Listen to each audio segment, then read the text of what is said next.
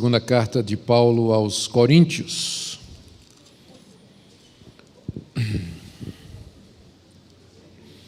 Capítulo 12, e vamos ler do verso 1 até o verso 10. Segundo aos Coríntios 12, de 1 a 10. Palavras de Paulo, inspirado pelo Espírito de Deus. Se é necessário que me glorie, ainda que não convém, passarei as visões e revelações do Senhor. Conheço um homem em Cristo que há 14 anos foi arrebatado até o terceiro céu. Se no corpo ou fora do corpo, não sei, Deus o sabe. E sei que o tal homem, se no corpo ou fora do corpo, não sei, Deus o sabe, foi arrebatado ao paraíso e ouviu palavras inefáveis, as quais não é lícito ao homem referir. De tal coisa me gloriarei, não porém de mim mesmo, salvo nas minhas fraquezas. Pois se eu vier a gloriar-me, não serei nécio, porque direi a verdade. Mas abstenho-me para que ninguém se preocupe comigo mais do que em mim vê ou de mim ouve. E para que não me ensoberbecesse com a grandeza das revelações, foi-me posto um espinho na carne, mensageiro de Satanás para me esbofetear, a fim de que não me exalte. Por causa disso, 3 vezes pedi ao Senhor que o afastasse de mim. Então ele me disse: a minha graça te basta, porque o poder se aperfeiçoa na fraqueza. De boa vontade, pois, mais me gloriarei nas fraquezas, para que sobre mim repouse o poder de Cristo. Pelo que sinto prazer nas fraquezas, nas injúrias, nas necessidades, nas perseguições, nas angústias por amor de Cristo, porque quando sou fraco, então é que sou forte. Queridos, aqui nesse capítulo, o apóstolo Paulo faz a revelação de uma experiência que ele teve e que é contada a contragosto. Ele quase que pede desculpas por contar essa experiência. E ele o faz meio que constrangido pelas circunstâncias, que eram as seguintes: havia um grupo de falsos profetas, falsos apóstolos, para usar a nomenclatura de Paulo, que estavam se infiltrando na igreja de Corinto, querendo tomar o lugar do apóstolo Paulo, trazendo uma falsa doutrina, provavelmente o legalismo judaizante, e que, na tentativa de desacreditar o apóstolo Paulo, apresentavam credenciais que os autorizavam como ministros de Cristo. Eles falavam da sua ascendência judaica, eram judeus puros, enquanto que Paulo era um judeu da dispersão, nascido em Tarso, da Cilícia. Eles tinham recomendações, cartas de recomendações do Sinédrio judaico em Jerusalém, que os autorizava a pregar o evangelho. E eles tinham experiências, eram capazes de realizar sinais e prodígios e outras coisas que autenticariam um apóstolo de Jesus Cristo. Um dos motivos pelos quais Paulo escreveu essa segunda carta é exatamente expor a falácia desses falsos mestres e defender o seu ministério que estava em jogo, que estava sendo atacado por eles. E depois de, a partir do capítulo 10, Paulo enfrentá-los diretamente, finalmente ele chega aqui no capítulo 12, onde, muito a contragosto, ele se vê obrigado a dizer: se eles têm experiência, eu também tenho. Se é esse o critério, inclusive eu saio ganhando, porque a experiência que eu tive, não conheço ninguém que teve parecida. E essa experiência ele descreve aqui do verso 1 até o verso 6. No verso 1, ele como que pede desculpas pelo que ele vai contar. Se é necessário que eu me glorie, ainda que não convém, passarei as visões e revelações do Senhor. Então, o que ele vai contar agora é uma espécie de glória, né? Ele vai se gloriar de alguma coisa que aconteceu com ele. Como ele sabe que isso não é bom para um pregador, o pregador ficar se gloriando das experiências que tem com Cristo, porque esse tipo de coisa chama a atenção para o pregador e não para o Senhor, por isso ele pede desculpas. Ele diz que é necessário diante das circunstâncias. Ele se vê forçado a contar ou a se gloriar numa experiência que ele teve, diante do fato de que ter experiência estava sendo usado como critério para definir quem era de Deus ou não. Então, nesse caso, Paulo diz: eu vou contar então. Se é assim, se a regra do jogo é essa, então eu vou contar as minhas experiências. Então, ele o faz com relutância, o que já é uma lição para nós pregadores. Toda vez que a gente conta as visões e revelações do Senhor, é como se fosse uma glória, e não convém. Por isso que, dentro da tradição reformada, a função do pastor é expor a Escritura. Quanto menos ele falar de si, quanto menos experiências ele contar, mais a glória será de Deus e mais o foco vai ser a palavra de Deus. Se você tiver tempo e disposição para ler os sermões dos reformadores, ler, por exemplo, as obras de Lutero, de Calvino, Zwinglio, ou depois da segunda geração de reformadores, você verá que raramente eles narram algumas das experiências que eles tiveram com Cristo. Você vai saber das experiências, por exemplo, de Calvino, se você for ler as cartas de Calvino, que constituem alguns volumes, não é, de correspondências que ele tratou com outras pessoas, e aí ele expõe a sua alma, suas experiências e tudo. Mas na exposição da palavra, no ensino da palavra, raramente, se nunca, você vai encontrar esses pregadores falando de si. Exatamente porque eles entendem que não convém, como Paulo diz aqui.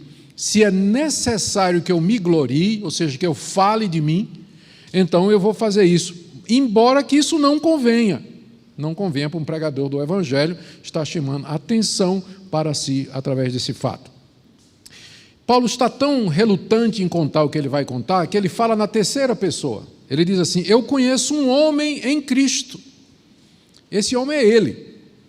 Então, mas em vez de dizer eu, né, ele usa desse eufemismo aqui, não é? Ele conhece um homem em Cristo. Esse homem é ele mesmo.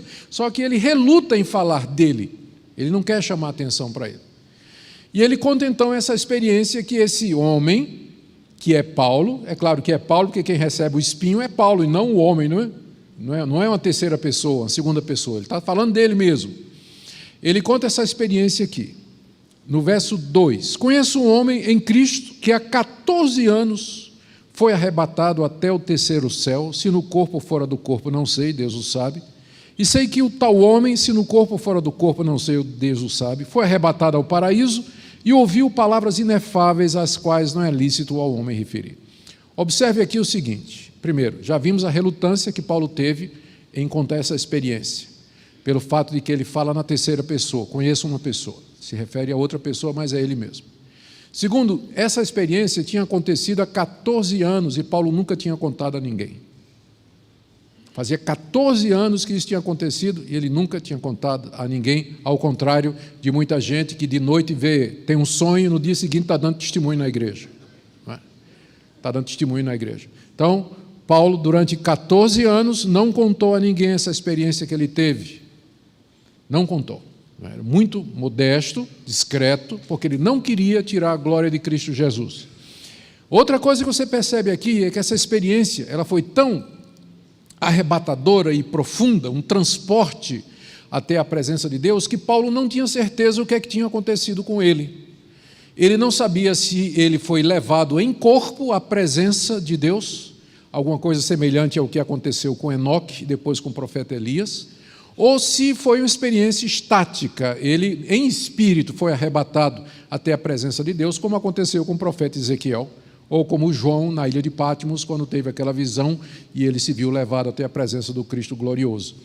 Paulo não tinha certeza do que tinha acontecido com ele, ao contrário de muitas pessoas que estão muito bem esclarecidas a respeito das suas experiências e contam, inclusive, detalhes, não é, de como aconteceu ou não. Paulo é humilde o suficiente para dizer: eu não entendo direito o que aconteceu comigo há 14 anos atrás. Mas foi uma experiência extraordinária. Nessa experiência, Paulo se viu aqui, ele diz, arrebatado ao paraíso. O paraíso, na literatura bíblica e na linguagem bíblica, é o local da habitação de Deus. É o local onde Deus está, a cuja mão direita está o seu Filho Jesus Cristo, e é onde nós, após a morte, estaremos também, como Jesus disse ao ladrão na cruz: hoje estarás comigo no paraíso. É o próprio local da habitação de Deus. É claro que isso são termos espaciais, é linguagem humana, porque Deus está presente em todo lugar. Deus não está num ponto do universo, ele está em todo lugar, mas a linguagem bíblica ela é antropomórfica e ela fala em termos espaciais para que a gente possa entender Deus. Então, essa experiência que Paulo teve foi de ser levado ao centro do universo, onde Deus está assentado, ou o próprio paraíso, onde Cristo está à direita de Deus, e ali Paulo foi admitido à presença do próprio Deus enquanto vivo. E ele diz aqui no verso 4 de que ele ouviu palavras inefáveis, palavras de conforto, palavra de glória, de esperança, de acalento para o seu coração, as quais não é lícito ao homem referir. E Paulo diz: eu não vou dizer para vocês o que eu ouvi lá, vou guardar para mim. Foram palavras inefáveis, mas eu não vou contar para vocês, ao contrário de gente que é arrebatado para o céu, descreve tudo, gente que vai para o inferno, volta e conta o que é que viu lá e tudo mais, não é? Tem gente desse tipo hoje em dia, né? Dizendo, inclusive se apresentando. Já vi o testemunho de uma profetisa que tinha estado 3 vezes no inferno, né? E outros que subiram no céu e viram como é o céu, voltam para descrever, ao contrário de Paulo, que diz: eu não vou nem referir o que eu vi lá. Não vou nem referir. Então a gente fica impressionado com o contraste que existe entre o apóstolo Paulo e determinados pregadores hoje em dia, no que diz respeito a falar de si e dessas experiências, não é? E eu vou preferindo, por enquanto, ficar com o apóstolo Paulo. Ele está dizendo, essa é a experiência que ele conta, né? Se é para comparar a experiência, diz o apóstolo Paulo: eu estive na presença do próprio Deus, lá no paraíso, enquanto ainda vivo, antes da morte, eu fui arrebatado até a presença dele, e eu vi coisas que eu não vou dizer para vocês, que eu não posso dizer. Dessas coisas, verso 5, Paulo diz: disso eu me glorio, mas não de mim mesmo, salvo nas minhas fraquezas. O que é que ele está dizendo aqui? Eu me glorio em Deus que me deu essa experiência, que me permitiu isso. Me glorio dessas palavras inefáveis que eu ouvi, mas de mim mesmo eu não tenho nada do que me gloriar. Por quê? Verso 6, se eu vier me gloriar, ou seja, a ficar contando essas coisas como se fosse um mérito meu, ou como se essas coisas me distinguissem de entre os demais, eu não serei nécio, porque estaria dizendo a verdade, mas eu me abstenho, porque eu não quero que ninguém se preocupe comigo mais do que em mim vê ou em mim ouve, de mim ouve. Ou seja, Paulo tinha uma preocupação, ele não queria que as pessoas pensassem que ele era mais do que aquilo que as pessoas estavam vendo e ouvindo.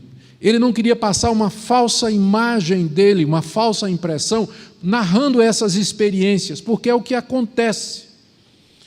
É o que acontece invariavelmente, na hora que você começa a falar das suas experiências, das suas vitórias, da sua glória, de todas as coisas maravilhosas que você viu e ouviu, isso vai produzir uma imagem irreal a seu respeito.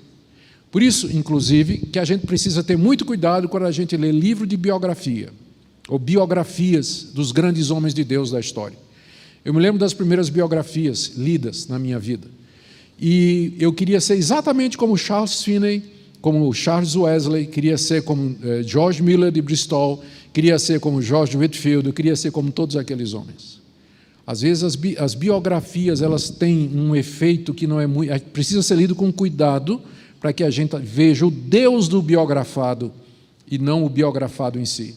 E às vezes é preciso uma certa maturidade para isso.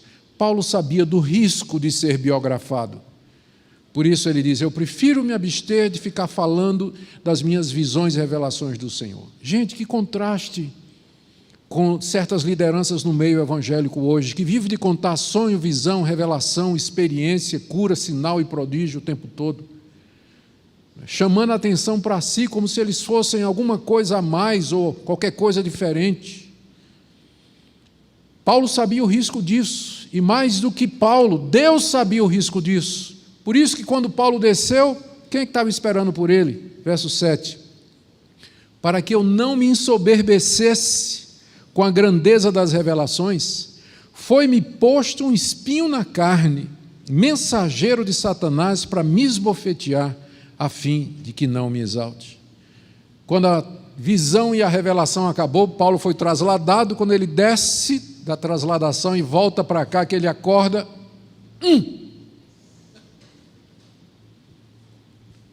espinho na carne. Por essa ele não esperava, né? Não esperava. Espinho na carne. O que é esse espinho, nós não sabemos. Nós não sabemos o que é.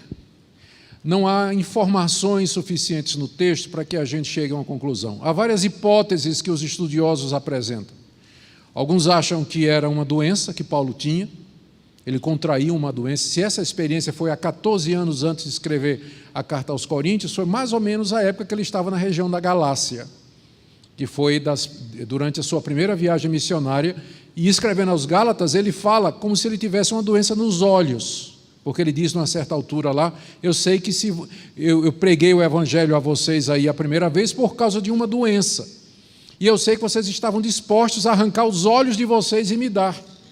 Então, alguns acham que Paulo teria pegado uma febre na região pantanosa da Galácia que tinha afetado a visão dele. Por isso que ele, no final da carta, diz, vejam com que letras grandes eu estou escrevendo. Não é?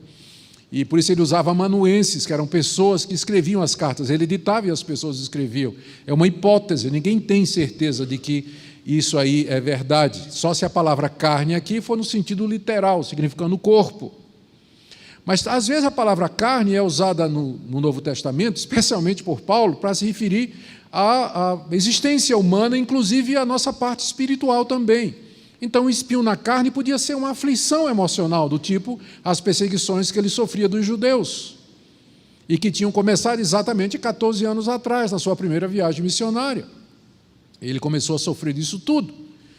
E, é claro, tem os piadistas, né, que vão falar dos presbíteros, que era o espinho na carne, vão falar da sogra dele, né, que era o espinho na carne. Então, tem sempre as piadas que vêm em torno disso. Mas a verdade é que nós não sabemos exatamente o que era esse espinho na carne que foi colocado em Paulo logo que ele teve aquela visão 14 anos passados. Quer dizer, já fazia 14 anos que Paulo vinha sofrendo com esse espinho. Há 14 anos esse espinho estava em Paulo e o fazia sofrer diariamente. O que nós sabemos é que, primeiro, era alguma coisa extremamente dolorosa.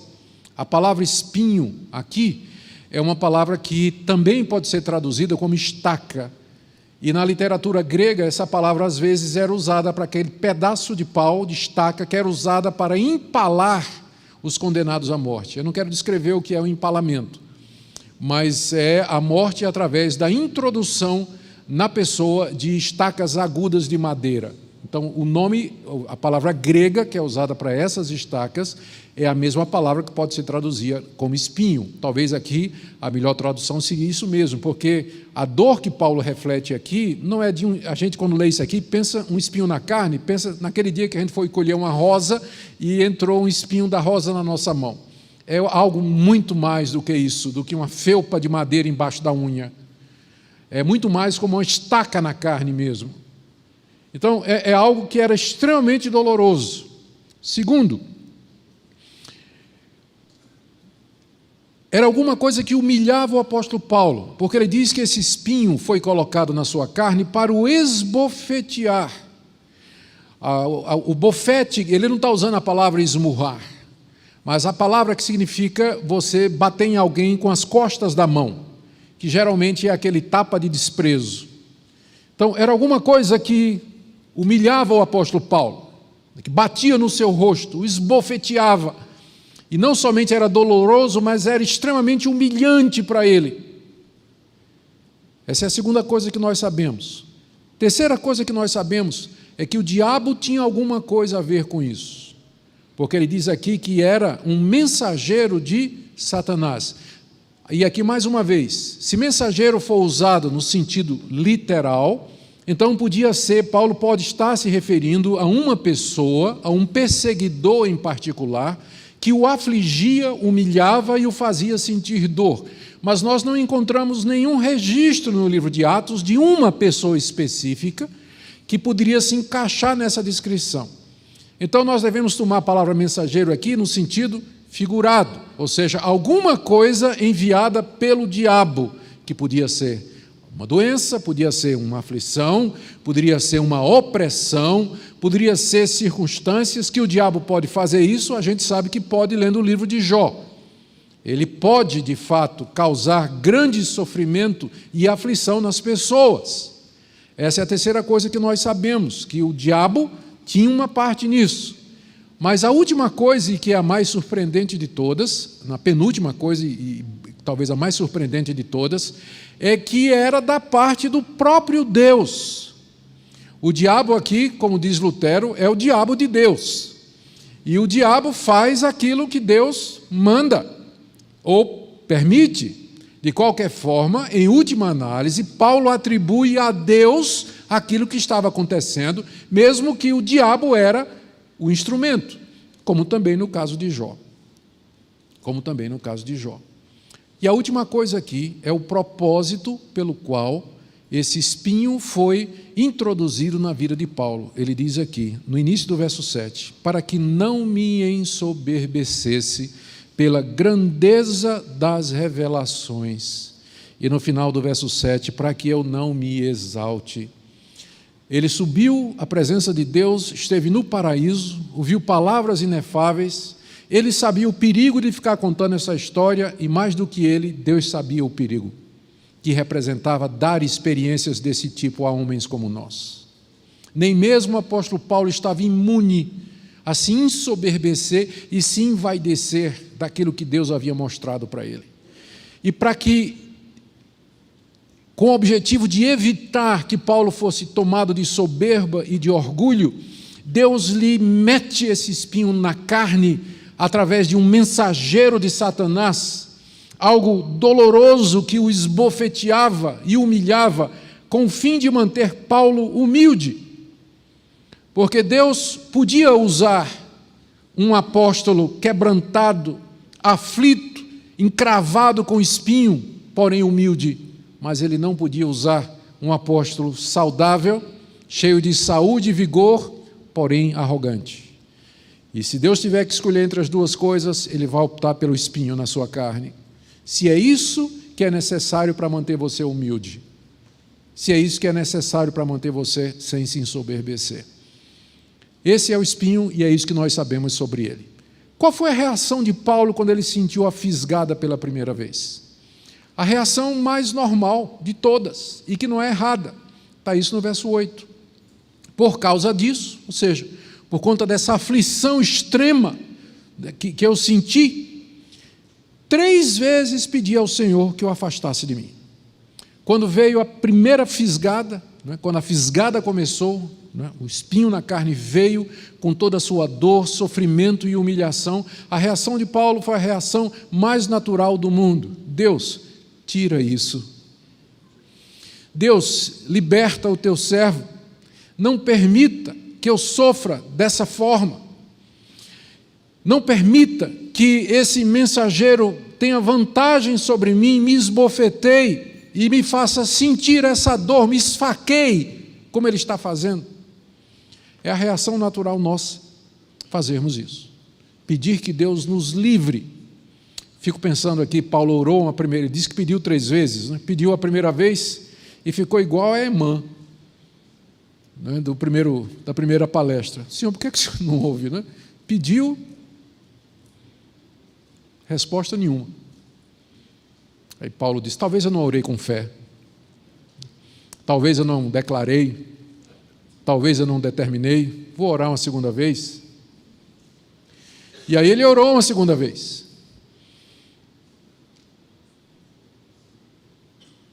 Nada. Não tinha resposta nenhuma. Talvez ele não fez a campanha da libertação, não fez o propósito, resolveu orar uma terceira vez, talvez não tivesse orado com fé, orou uma terceira vez, finalmente veio a resposta, e não era a que ele buscava.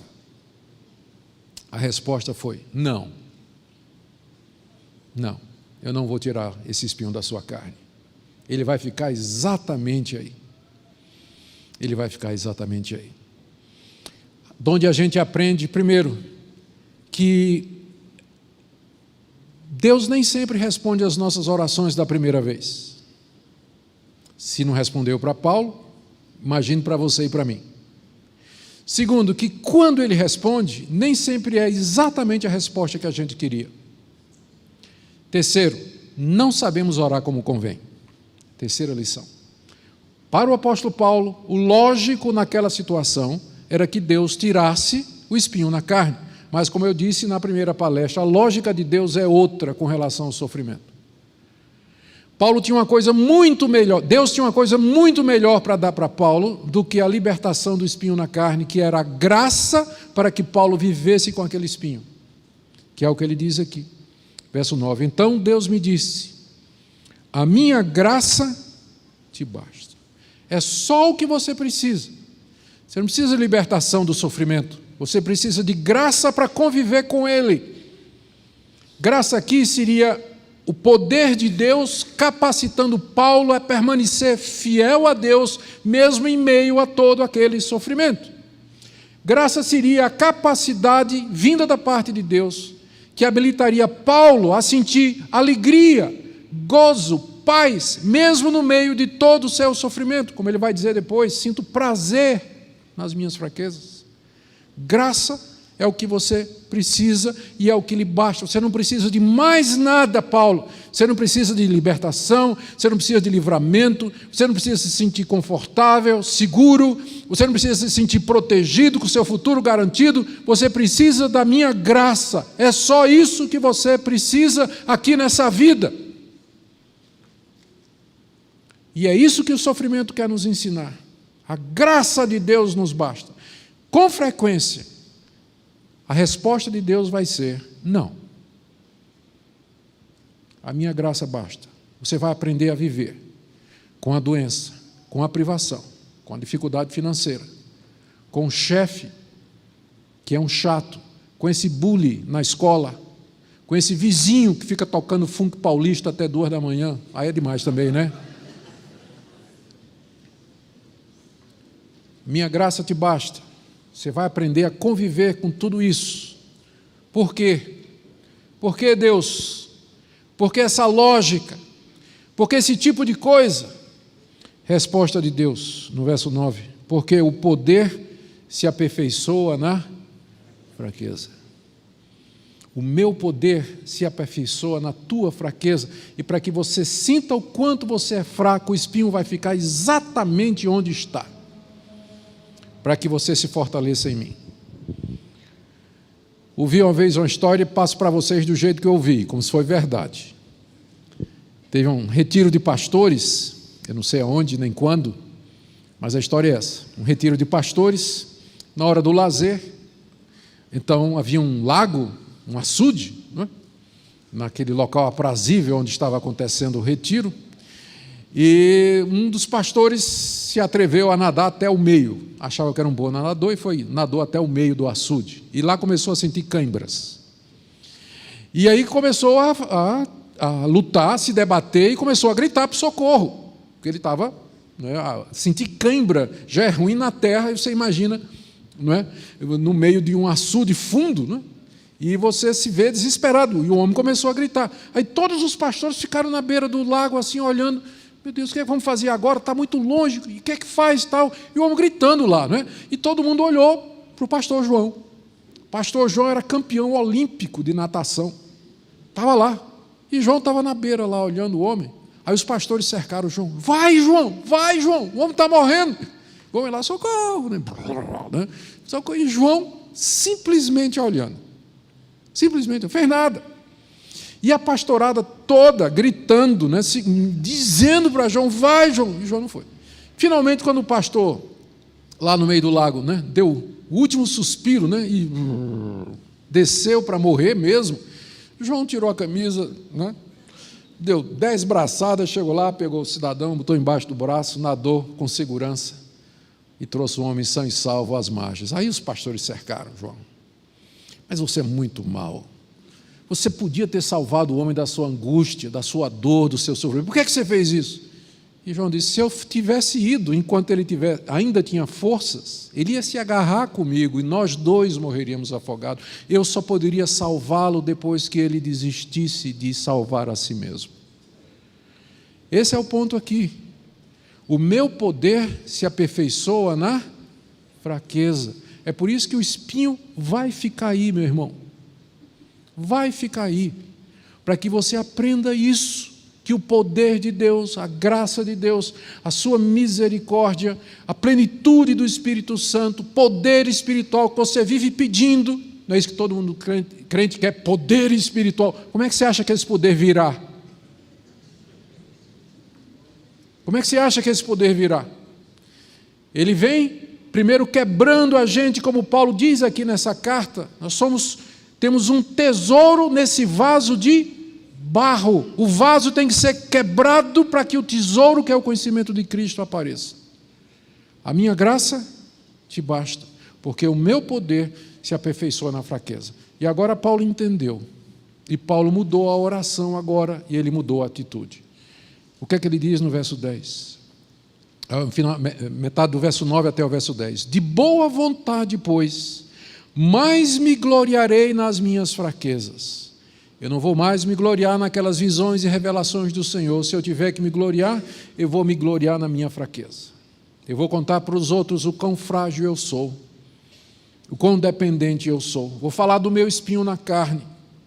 Vou falar da minha dor e do meu sofrimento. Se eu tiver que me gloriar, eu vou me gloriar na minha fraqueza, porque quando eu faço isso, sobre mim repousa o poder de Cristo.